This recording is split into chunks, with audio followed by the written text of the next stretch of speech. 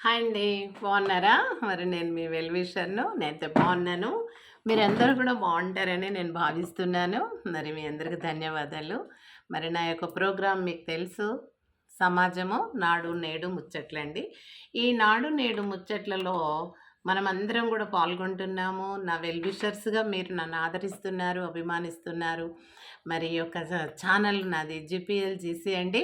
మీరందరూ కూడా సబ్స్క్రైబ్ చేయండి, లైక్ చేయండి. మీ అమూల్యమైనటువంటి కామెంట్స్ ద్వారా నన్ను మరి ప్రోత్సహించండి.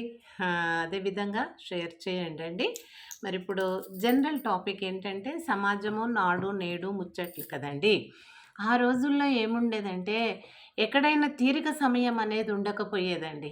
ఓన్లీ పండగలప్పుడు మాత్రమే స్త్రీ పురుషులు ఇళ్లల్లో ఉండేది. స్త్రీ పురుషులు ఇళ్లల్లో ఉండి వారు అలుకు, సాన్పి ఇలాంటి పూజా పునస్కారాలు, శారీరక శుద్ధి, పిల్లలకు ఇలాంటి పనులు చేసుకునేవాళ్ళు. వాళ్ళు దాంట్లోనే ఏ ఇంటి గృహిణికి ఆ ఇంటి పనులనే దినమంతా అయిపోయేదనమాట. ఖాళీగా ఉండి అందరూ కలిసి ముచ్చట్లు పెట్టుకోవడం అనేది అసాధ్యమండి. అసలు అట్లా టైం అనేది తీరిక ఉండేది కాదు. భర్తలు ఏం చేసేవాళ్ళు తెల్లవారుజామున మరి పొలానికెళ్ళి నేను చిన్నగున్నప్పుడు మోటలుండేయండి. మోట బావులుండే. మోట బావులంటే పెద్దది ఇనుపది ఇంత పెద్ద డ్రమ్ములా ఉంటదండి రౌండ్‌గా. దానికి లెదర్‌తో కుట్టినటువంటిది పెద్ద ఇంత లావుది ఇట్లా చేస్తారనమాట బుగ్గలాగా. అది దానికి పెట్టేస్తారు. అది ఉంటదనమాట ఆ లెదర్‌ది. అయితే ఈళ్ళు 2 ఎద్దులు గట్టి నీళ్ళ బావిలోనికి అలా మోట అంటే మీకు తెలిసుంటది పాత సినిమాలలో చూడండి. ఎడ్లు వెనక్కి వెళ్తా ఉంటాయన్నమాట. ఆ మోట దగ్గరికి, ఆ గిరకా దగ్గరికి. ఎళ్ళినప్పుడు అక్కడ లోపల ఈ యొక్క ఇనుప బొక్కెన పెద్ద డ్రమ్ము లాంటిదనమాట. అది మునుగుతది. మునిగిన తర్వాత మళ్ళా ఈ ఎద్దులు తోలుకుంటూ ఆయన ఇక్కడ చివరికొస్తాడనమాట. కిందకొచ్చేస్తాడు. అప్, డౌన్ లాగా ఉంటది. స్లాంట్‌గా ఉంటదనమాట. జారుడు బండలాగా. అప్పుడు ఎద్దులతో పాటు కిందకొచ్చేస్తాడు. రాంగానే ఆ బొక్కెన పైకొస్తుంది. చాలా వాటర్ పడతాయండి. ఒక డ్రమ్ము వాటర్ వస్తది అంత పెద్దదనమాట అది. అప్పుడు అది అది ఏంటంటే కాలువ ఉంటది. కట్టి పెడతారనమాట. గనేట్ రాయితోని సిమెంట్ వేసి. దాంతోటి ఇట్లా అన్న వరకు ఆయన దగ్గరున్నది ఇట్లా అన్న వరకు ఆ లెదరు పెద్దది కడతారు గదా! దాని నిండుగా జల జల జల జారుకుంటూ ఆ కాలువ వెంబడి అన్ని పాదుల్లోనికి అంటే వరి పొలాలకు అన్నీ వాటికి మరి ఆహ్, నీళ్ళు చేరుతుంటాయన్నమాట. కాబట్టి ఈ విధంగా మోటా బావులు అంటే ఇప్పుడు మనం మోటా బావి గురించి చెప్పుకుంటున్నాం. సమాజం నాడు నేడు ముచ్చట్లో. ఇప్పుడైతే మోటా బావులు లేవండి. అందరికీ కుళాయిలు. అంటే నల్లాలు అంటాం మన తెలంగాణ వాళ్ళు. అయితే నల్లాలు అవి కూడా మనం ఇళ్ళలో బోర్‌లేసుకుంటున్నాము. అవి నల్లలే. మరి గవర్నమెంట్, మున్సిపల్ వాళ్ళు కూడా మనకి అది నల్లాలు వేయిస్తూ ఉంటారు. కాబట్టి ఈ రకంగా మనకిప్పుడు సుఖమైనటువంటి జీవన విధానం ఉంది. కానీ ఆ రోజుల్లో ప్రతిది కష్టమేనండి.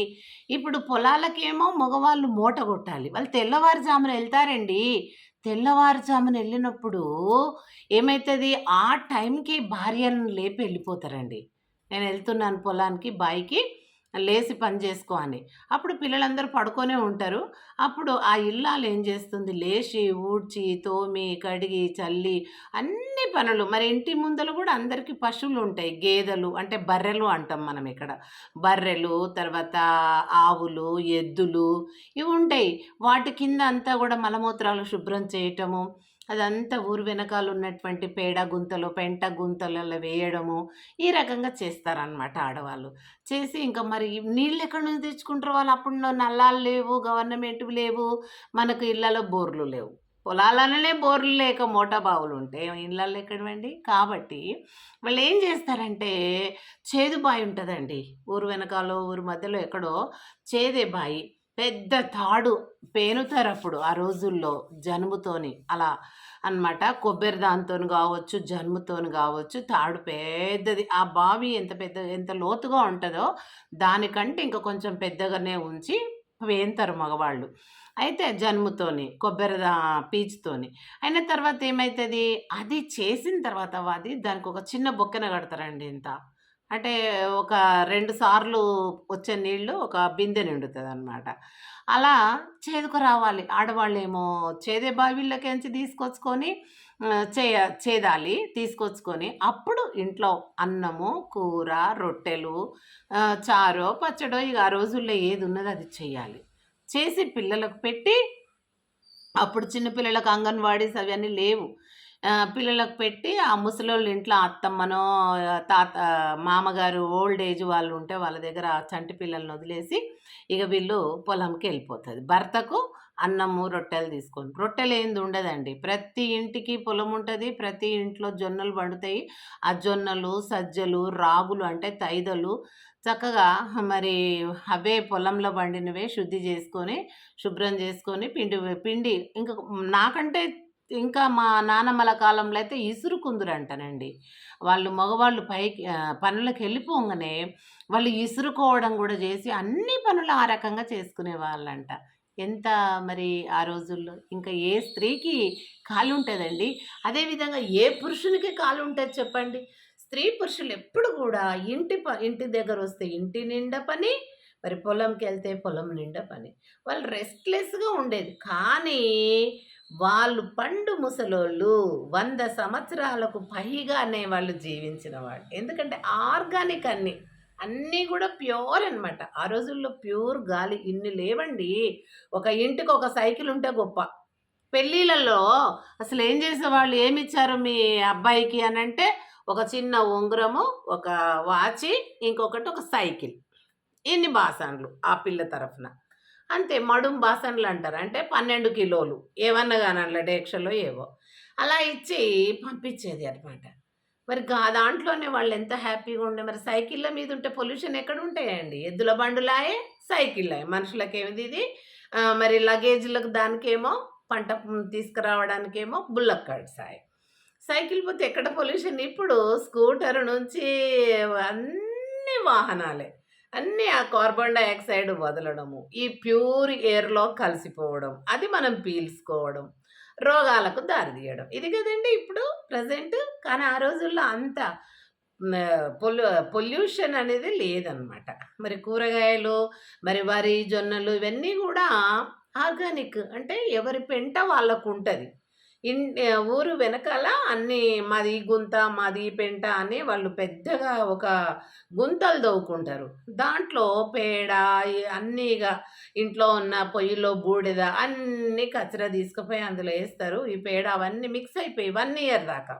మిక్స్ అయిపోయి ఏమైతది కాంపోస్ట్ ఎరువనేది అయితది. ఆ ఫెర్టిలైజర్ మంచిగా మక్కిపోయి బాగా అంతా గూడా మిక్స్‌డ్ అయిపోయి ఆ చొప్ప కట్టెలు అంటే పశువులు తినేసిన ఎంగిళ్ళు మిగిలినయి అవన్నీ గడ్డి, చొప్పకట్టలు అవన్నీ అక్కడ మిక్స్ అయిపోయి పెండలో, మేకల మలంలో అన్నీ అయిపోయి సంవత్సరం అయినంక ఇగ ఉగాది ఎళ్ళిందంటే అందరూ ఏం జేస్తారు, ప్రతి ఇంటికి పొలం ఉంటది గదండీ! తక్కువ, ఎక్కువ.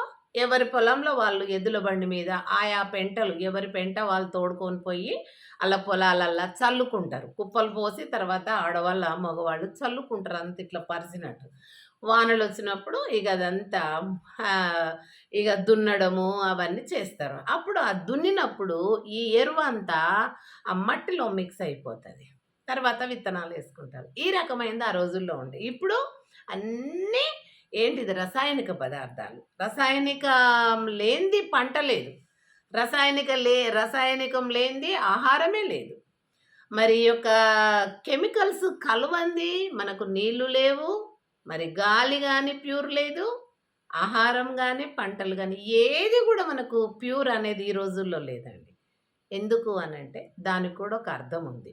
ఎందుకంటే ఆ రోజుల్లో జనాభా తక్కువ. ఎవరింటి పంట వాళ్ళకి సరిపోయేది. ఇంకా మిగులుబడి ఉండేది. ఎవలు గోళాలల్లా అన్నీ అసలు కుండలో కొట్టీయడం అని అంటారు. కుండలన్నీ కుమ్మరోళ్ళు తెచ్చిచ్చినయి. ఎవ్రీ సంక్రాంతికి తెచ్చిస్తారు. అవి దొంతుల్లాగా పేర్చుకుంటారండి. దీపావళి దొంతులు ఎలా ఉంటాయి, అలా అన్ని కుండలు పేరుస్తారు.